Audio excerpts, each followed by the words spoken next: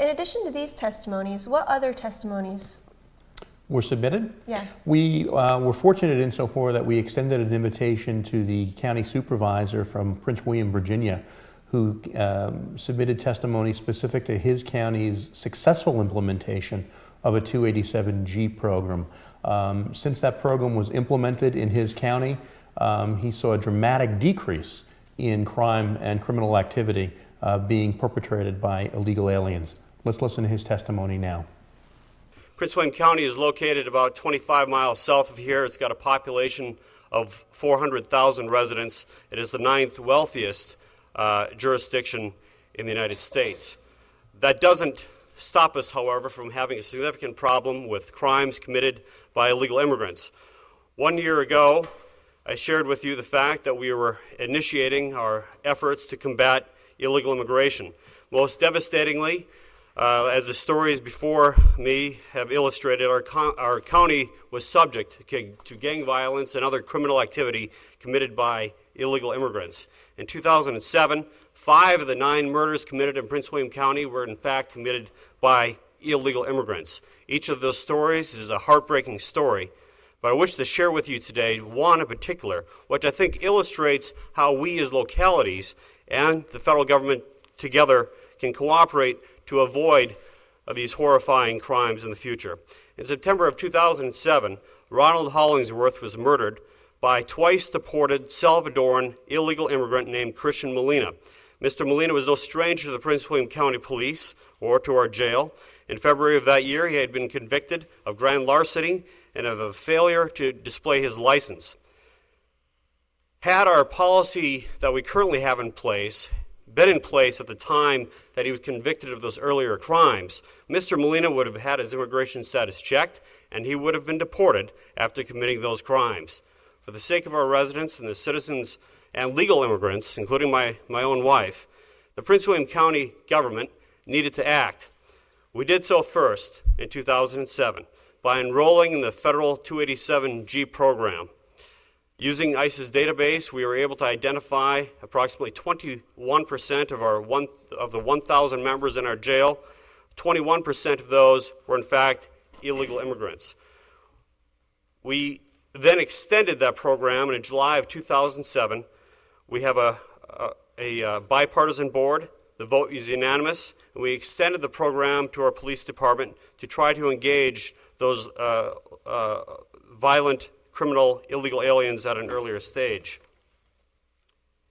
In April of this year, we expanded the policy to instruct our police to determine the legal presence of every single individual who was arrested for any crime, even minor crimes. And what have the results? The results of this have been nothing short of stunning.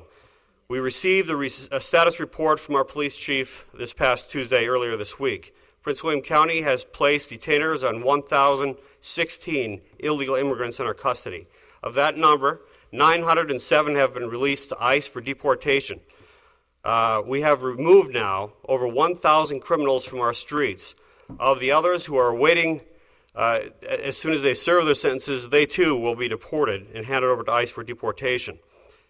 We have seen, for a county of 400,000, this next statistic is truly stunning. We have seen a 19.3% decrease in our crimes against persons from 2006 to 2007, including a 43.8% decrease in homicides, a 22.5% decrease in robberies, and an 18.2% decline in aggravated assault.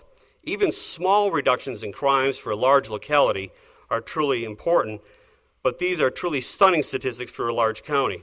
The reductions in crime are continuing in 2008.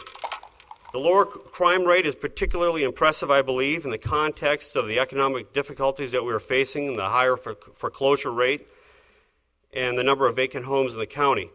By contrast, Fairfax County, the wealthiest county in the United States, to our north, who we know anecdotally and through statistics kept by our school systems, is receiving most of the illegal immigrants who are now fleeing Prince William County, has seen a 22% increase in their crime rate in the first quarter of 2008.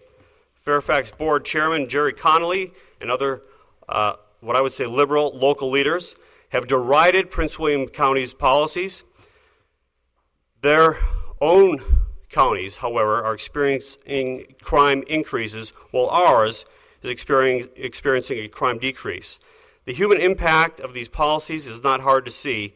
I want to share with you one more story, and that is of Milton Calderon Melendez, 25, of El Salvador. Mr. Calderon Melendez is a Montgomery County, Maryland-based MS-13 gang member. On the night of July 18, 2007, Montgomery County Police observed Calderon Melendez punching a 15-year-old girl in the face. He was promptly arrested and later admitted to being a member of the violent MS-13 gang. Calderon Melendez was then released on a $2,500 bail by Montgomery County, Maryland. To no one's surprise, he didn't show up for court. On August 20th, he and an associate assaulted a man in Gaithersburg, Maryland, nearly stabbed him to death with a knife. In March 2008, however, he decided to go to Prince William County. We busted him. Due to our policy,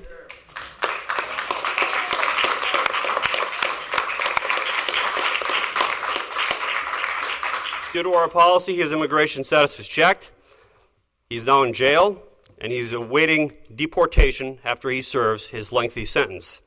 Prince William County is always happy to lend a helping hand, but there is no reason that Montgomery County, Maryland, or any other jurisdiction in this country, for that matter, should be releasing dangerous, illegal, alien criminals back into our streets once they've served their sentences. Local leadership alone cannot get the job done.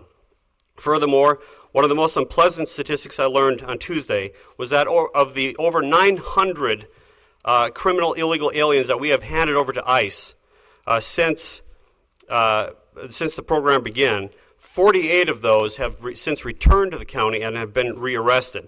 We can only do so much at the local level. We appreciate the help that you have provided us and your efforts in particular. We understand the difficulty that you're having in the minority in addressing this, but we hope that the county at least can show as an example of what a locality can do to address the problems of illegal immigration. Thank you.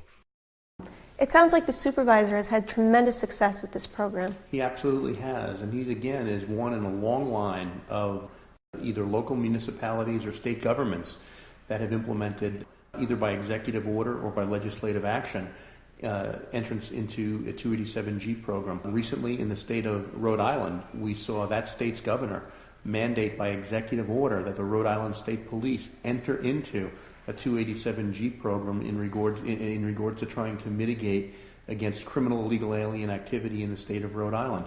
This is a proven tool that has been shown to work and will continue to work, and we need to be able to get either more local municipalities on board with it, and ultimately it's certainly 9/11 Family's goal that New York State enter into a 287G agreement as well. That sounds great.